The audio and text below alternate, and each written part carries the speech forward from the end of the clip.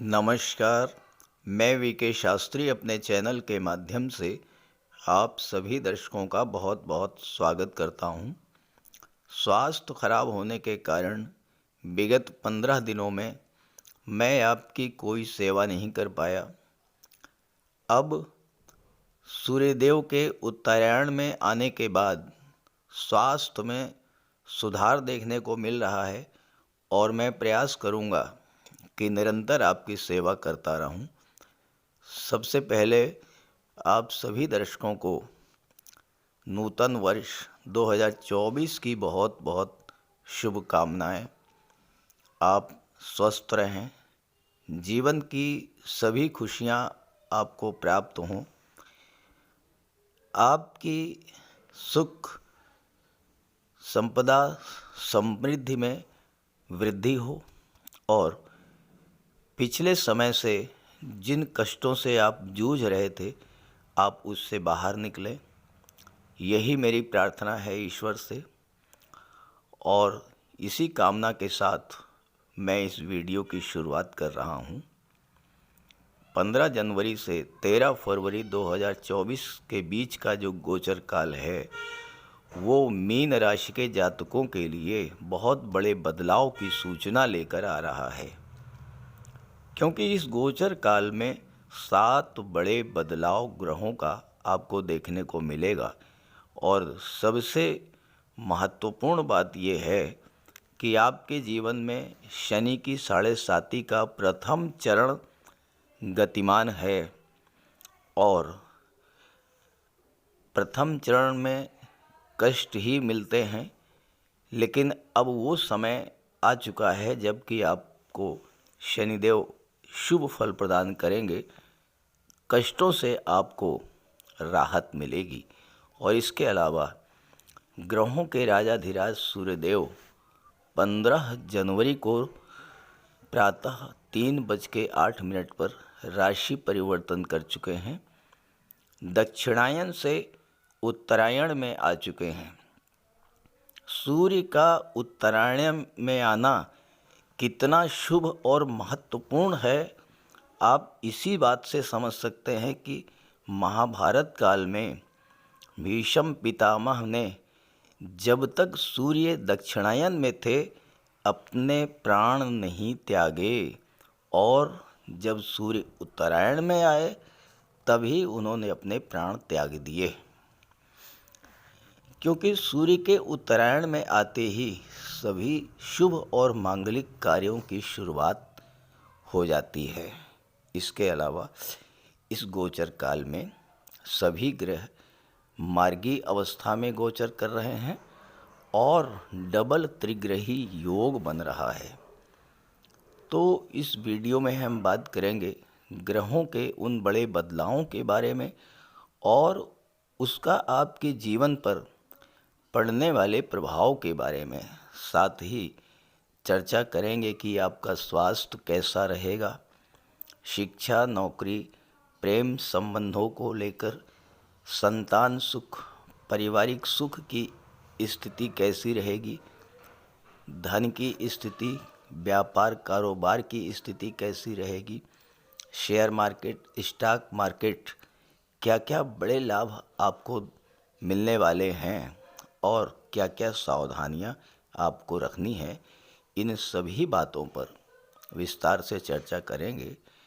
ये विश्लेषण आपकी चंद्र राशि के आधार पर किया जा रहा है, यानी चंद्रमा आपकी जन्म कुंडली में जिस राशि में गोचर कर रहे हैं वही आपकी चंद्र राशि है और उसी के आधार पर आपको इस वीडियो को समझना है। जहाँ तक उपायों की बात है उस पर एक वीडियो अलग से अपलोड कर दिया है, उसका लिंक दे रहा हूँ, आप वहाँ से देख लीजिएगा। ये है मीन राशि के जातकों की कुंडली। ग्रह गोचर पर चर्चा करने के स्थान पर सीधे बात करते हैं उन बड़े बदलावों के बारे में जो 15 जनवरी से 13 फरवरी के बीच आपकी कुंडली में घटित होने जा रहे हैं और जिनका बहुत व्यापक और दूरगामी प्रभाव आपके जीवन पर पड़ने जा रहा है। देखिए, मीन राशि के जातकों के जीवन में शनि की 7.5 का प्रथम चरण गतिमान है और प्रथम चरण में मीन राशि के जातकों ने बहुत अधिक कष्ट प्राप्त किए। शनि ने बहुत ज़्यादा पीड़ित किया। वजह क्या थी? एक तो शनि 12वें भाव में गोचर कर रहे हैं, दूसरे 2023 में लगभग 10 महीने तक शनिदेव स्वयं पीड़ित रहे। क्यों पीड़ित रहे, इस पर विस्तार से चर्चा मैंने पिछले वीडियोस में की है, रिपीट नहीं करूँगा। अब जब शनि पीड़ित थे, 7.5 का प्रथम चरण था, तो सीधी सी बात है कि मीन राशि के जातकों को भी बहुत ज़्यादा, जितना मकर और कुंभ को कष्ट नहीं मिला होगा उससे कई गुना ज़्यादा मीन राशि के जातक पीड़ित हुए।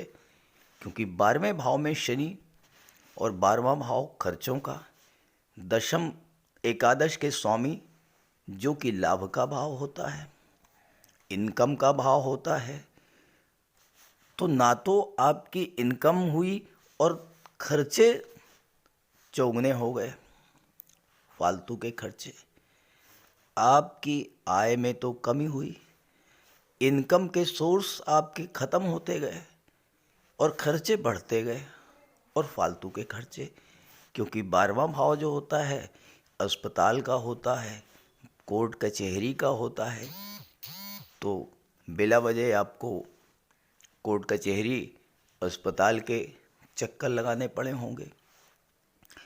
शनि एकादश भाव के स्वामी हैं, एकादश भाव लाभ का होता है। शनि की 7.5 और शनि पीड़ित, तो आपको मिलने वाले हर तरह के लाभों में कमी आई होगी।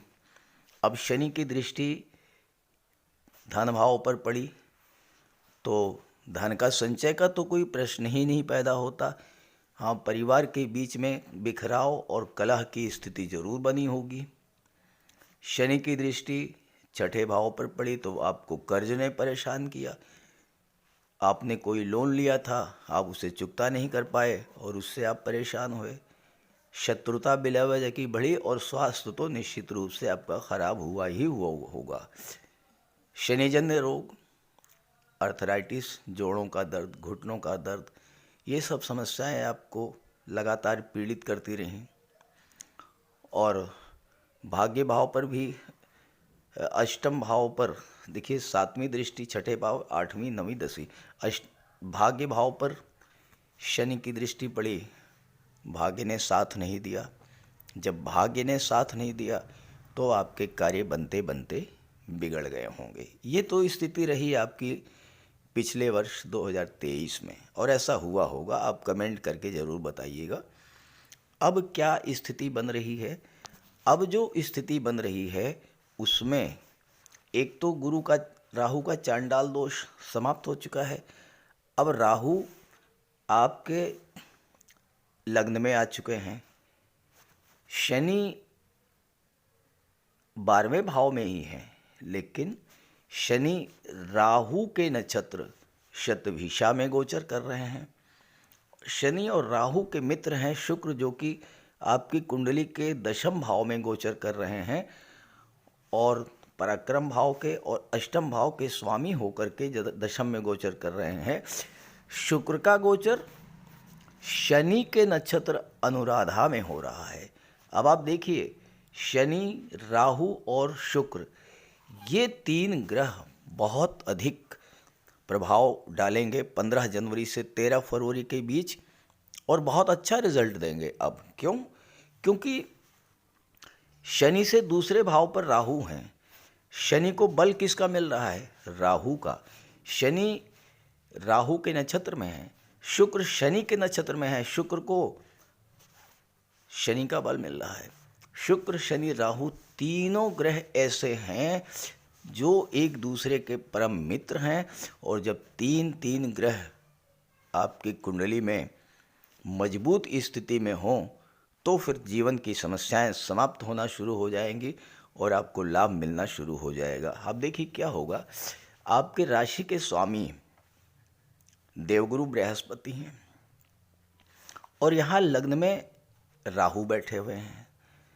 गुरु के कारण आपका ज्ञान बुद्धि विवेक तो जागृत होगा ही होगा। राहु जो हैं आपको बहुत अधिक चतुर चालाक बना देंगे। देखिए आज का जो समय है उसमें वही व्यक्ति सफल हो पा रहा है जो पूरी चतुराई के साथ, चालाकी के साथ, डिप्लोमेसी के साथ एन केन प्रकारेण अपना कार्य सिद्ध कर ले जाए।